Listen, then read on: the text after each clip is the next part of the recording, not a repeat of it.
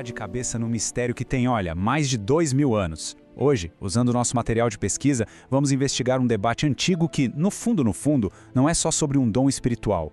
É sobre aquela tensão que todo mundo sente, sabe? Entre se expressar e os limites que nos formam. E para começar, a fonte da nossa análise já joga essa frase poderosa na tela. Ela dá o tom perfeito para a nossa investigação. A gente está em busca de um pensamento que vai além do óbvio. Um pensamento corajoso que não tem medo de mergulhar fundo. Mas na prática, como é esse tal pensamento profundo? Para a gente entender de verdade, nada melhor do que analisar um caso real. Um campo de batalha de ideias espirituais que aconteceu há muito tempo. E a nossa investigação nos leva direto para a antiga cidade de Corinto. Se preparem, porque esse lugar não era um lugar qualquer. Era, na verdade, o epicentro de uma polêmica que, de certa forma, reverbera até hoje.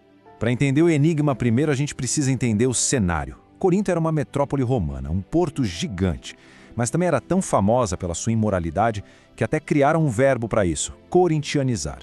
E espiritualmente, era um verdadeiro caldeirão, dominada por cultos pagãos como os de Dionísio e Apolo, onde rituais com transe, com êxtase e com falas que ninguém entendia eram, bem, o padrão. Foi nesse mundo que a igreja cristã primitiva nasceu. E aqui, olha, atenção, porque chegamos num ponto absolutamente crucial para a nossa análise. A fonte faz uma distinção muito clara entre dois fenômenos que podem até parecer a mesma coisa, mas não são. De um lado, a xenolalia, que a gente vê lá no livro de Atos, que é falar em idiomas humanos reais que existem. Do outro, a glosolalia, que era o que acontecia em Corinto, sons em êxtase incompreensíveis. Guardar essa diferença é a chave para a gente entender todo o resto do argumento. É aqui que a gente entra no coração do argumento da fonte, a estratégia, que eu diria que é genial, do apóstolo Paulo para lidar com essa situação toda em Corinto. O material de pesquisa chama isso de judô linguístico, e o nome é simplesmente perfeito. Olha só essa tática em 3 movimentos. Primeiro, a concessão. Paulo não bate de frente, ele concorda. Eu falo em línguas mais do que todos vocês. Ele se coloca do lado deles. Segundo passo, a redução. Logo em seguida, ele simplesmente esvazia o valor público da prática. Ele diz que prefere 5 palavras que todo mundo entende a 10.000 que ninguém entende. E aí vem o golpe final, o confinamento.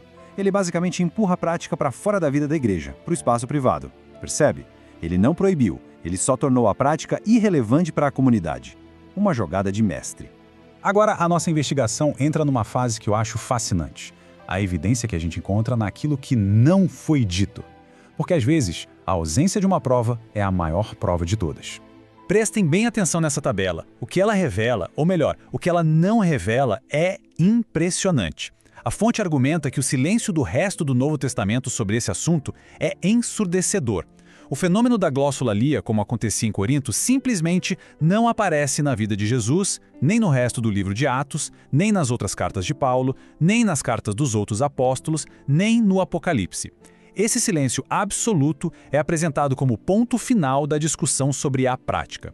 Certo. Agora vamos para uma camada ainda mais funda. A análise sai um pouco do fato histórico e mergulha na questão filosófica atemporal que está por trás de tudo isso. E aqui está o pulo do gato. O debate, na verdade, nunca foi só sobre uma manifestação espiritual. A fonte defende que era sobre algo muito mais profundo, uma rebelião do eu contra a própria ideia de ser limitado por algo ou alguém maior. E essa imagem ilustra a dinâmica perfeitamente. De um lado, a gente tem a ordem correta, digamos assim, Deus é a fonte, e o eu é, por natureza, limitado, dependente. Do outro, a gente vê a ordem invertida, que a fonte atribui à atitude de Corinto. O eu tenta se colocar no lugar da fonte.